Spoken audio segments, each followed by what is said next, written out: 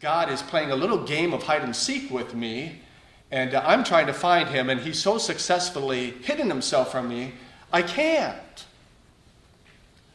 Anfechtungen are the times that God makes accessible all of his comfort and his peace to me, and it comes to me in scriptural stories and sacramental bread and wine and sacramental waters. But then this sometimes hidden and then sometimes revealed God then condemns me with more scriptures and says, you are to blame.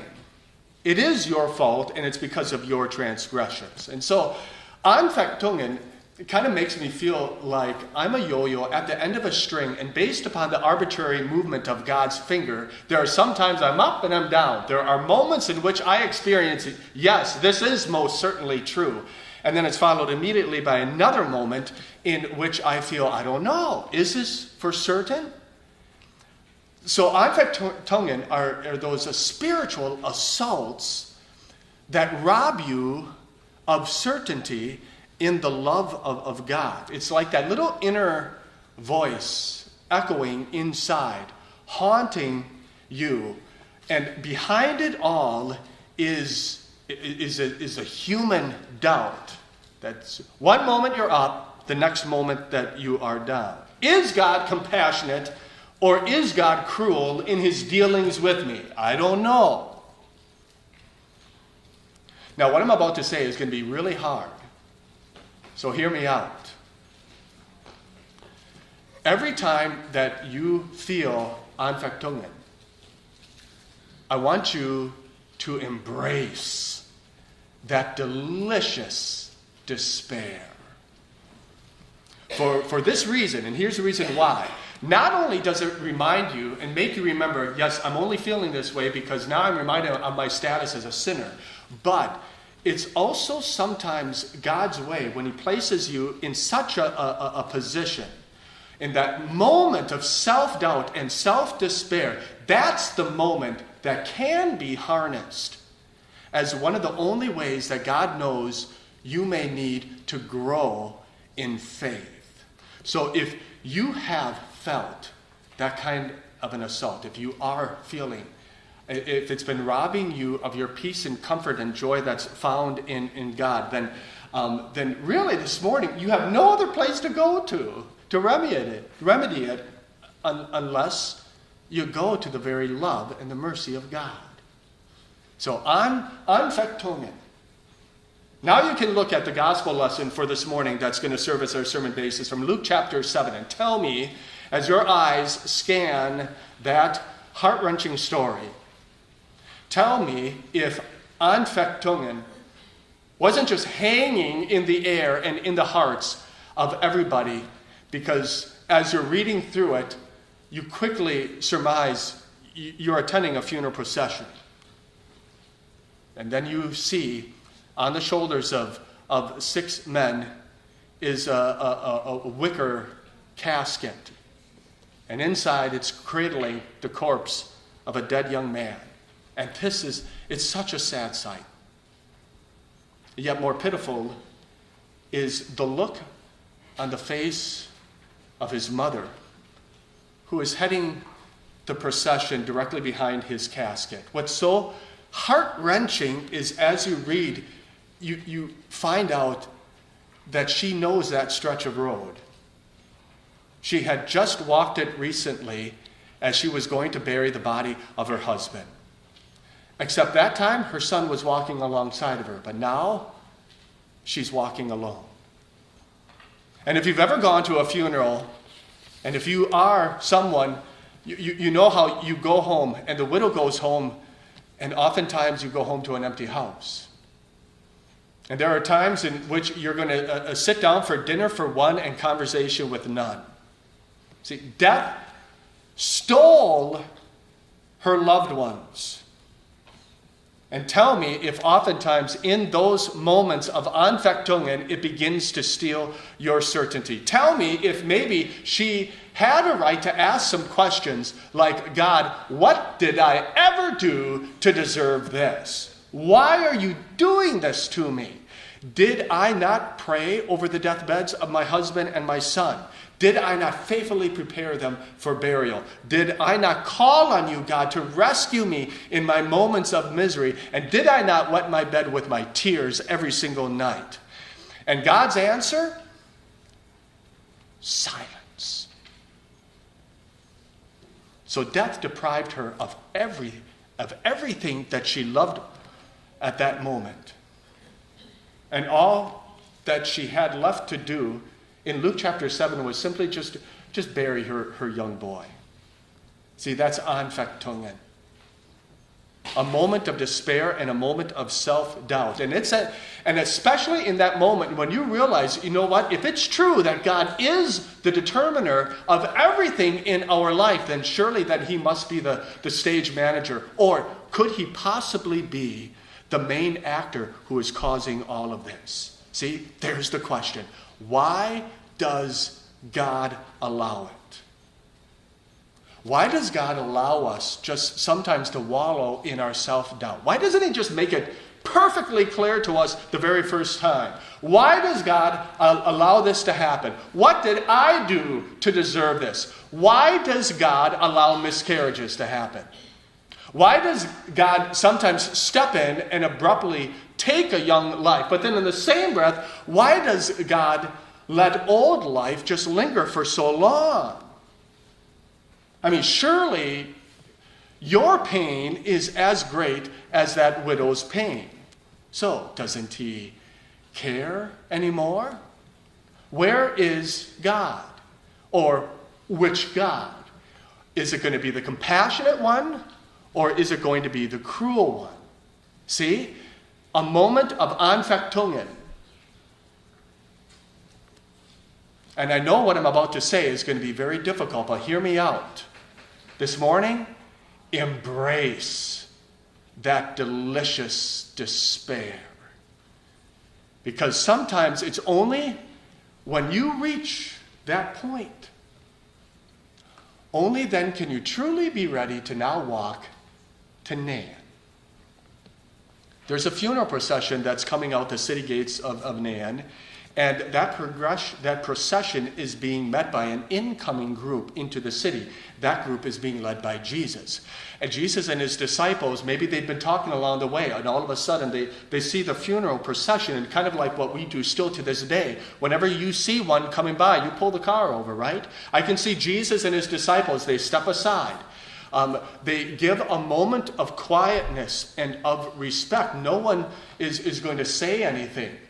And because sometimes when you see that procession, it reminds you, every time you see a group of black-clad mourners, it reminds you, you know what, someday that is going to be me. And so, but then the widow sees something else. The widow sees a man step back onto the road and up to the casket and touches the casket of her dead son. Now you have to know something about that. That, according to Old Testament ceremonial law, that is a huge no-no. You know, no Jewish idiot would put and make himself voluntarily unclean, because the moment you touched a dead body, that made you immediately unclean.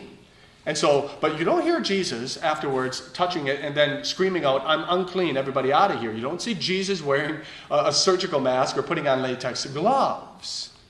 But get this. In the moment of Anfechtungen, Jesus touched the untouchable. Think about that. What's your list of untouchables? You know, who are the people that just the mere thought of them and immediately it makes you shy away? Is it that grubby, shabby-looking guy who's holding a cardboard sign underneath a highway overpass? Is it a gay couple who may live a couple doors down? Is it the last time that you saw a Muslim woman wearing her proper headdress? Is it a criminal on death row? Is it a hooker on a street corner? Is it a druggie a couple blocks down? I mean, what are your untouchables. And now look at what Jesus does. He doesn't shy away. He reaches out in pity and in mercy, and he went ahead and he touched even us. For all the times that we have had less than perfect pity upon other people, those untouchables, Jesus reaches out. So how about this morning, we just put away our 10-foot poles and we stop telling people that we're not going to care about them until they first change according to our standards. Jesus wanted to touch the untouchables with his mercy and love, and he still does it today, but now he chooses to do it through us, through the church. Because if we don't do it, then tell me who will. But here's the point. Nobody can stop you from touching the untouchable, because nobody stopped Jesus. I mean, really, what are they going to do? Or really, what are people going to say? In the moment of Anfechtungen, Jesus does know what to do, and Jesus does know what to say. And so when Jesus saw the mother, his heart went out to her. And according to, this is what Luke records. Luke says his heart went out to her. And the original Greek word for heart is guts. Jesus' guts went out. It was so gut-wrenching that literally he just ached in pity for this widow because of the tragedy. And he glared at that angel of death that was hovering over the dead body. And he goes, you know what? Not this time. This boy belongs to me. And I can only imagine at that moment, then the mother sees Jesus, and maybe she walked up to him, and then Jesus spoke to her. And he said, don't cry. When was the last time someone ever said that to you at a funeral? Hey, stop your crying. And if she wasn't shocked by that presumption, I can only imagine what the reaction of the bystanders were that heard Jesus say those words. But it's only because the one and only God, who already had a game plan for what was about to happen, would say such a word. And so here it is. The guys stop marching. The whole procession comes to a halt. The widow and everybody is looking at Jesus, and the whole crowd gets quiet. And then Jesus says this, young man, I say to you, get up. The living stand motionless. And then the dead began to come back to life. You know how they always take hands and put them across like that? All of a sudden, those wooden fingers began to flex. Gray-paled cheeks, they began to flush with a rosy color. And then, you know, to see a dead body sit up. And then, can you imagine then from his perspective, when he opens his eyes up from death and he starts looking around, can you imagine what he must have been thinking or what he would start saying? What's going on here? Where am I? How come I'm up in the air? And what are you all doing here? And then he notices a guy who's alongside of him and says, well, who are you, sir? And Jesus says, I'm Jesus of Nazareth. And then what Jesus does next almost brings a tear to your eye. We're told Jesus gave him back to his mother. Can you imagine that moment? The unthinkable happened because Jesus touched the untouchable. I can't even imagine being that mother who is shocked as Jesus brings back her son from the canyon of death. So what was stolen from her is now given back to her.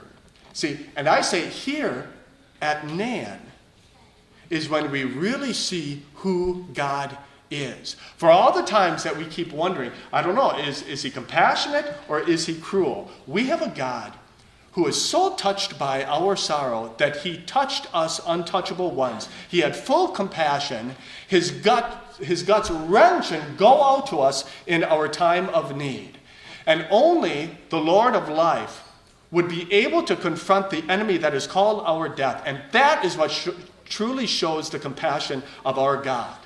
Because, and the reason why this is so important for you and I is because you and I are not far behind in that funeral procession. Because that is what's destined for all of us, right? Death. That is the wages of sin. The moment each and every one of us were born into this world, we began the procession of life, and it always ends up in the dead end of the grave. But here's why this funeral procession is so important. Because every time we go by a funeral procession, it is so uninviting. As a matter of fact, there's a little bit of a relief that comes on that we feel because we are just so glad that it's not us. At least not for now. Because death is the ultimate moment of Anfechtungen. But think about this. You have not yet even faced your death. And God has already had compassion upon you. And he has given you things that already comfort and give you a certainty of that moment that is yet to come. Listen to this. Paul says this, or don't you know that all of us who were baptized into Christ Jesus, we were baptized into his death. So don't you get the point that in a way you have already died? Every single one of us, when we began our life, we also eventually ended up before that baptismal font. And there, in the waters of baptism, you did die. A part of you died, and it stayed right there in the bowl. But there was another part of you that was splashed to life by those waters. Baptism is the power behind life. And every time we baptize someone in that font, the dead part of you stays there, and the new part of you rises to live before God in all of his glory, and now can face ahead with certainty. This is what it means to truly have Jesus in the moments in which you're being assaulted by self-doubt or despair. It's that moment in which you realize, you know what? There is nothing I can do. I do depend upon Jesus for everything. From the moment I was born to the moment that I die. It doesn't matter if I die young or if I die old. Everywhere in between, this is the Jesus who goes with me. But this is the power of Jesus that brings in full all of his promises. I have one more question for you. If Jesus raised the widow's son back to life, if he does have the power to be able to do it, well, then why doesn't he do that for us? Why didn't he do that for Grandpa or for my spouse? Well, then don't forget that Jesus may have raised that widow's son back to life, but he didn't raise the widow's husband back to life. Why one and why not the other? No. And just trust in this little Bible passage that says he cares for you.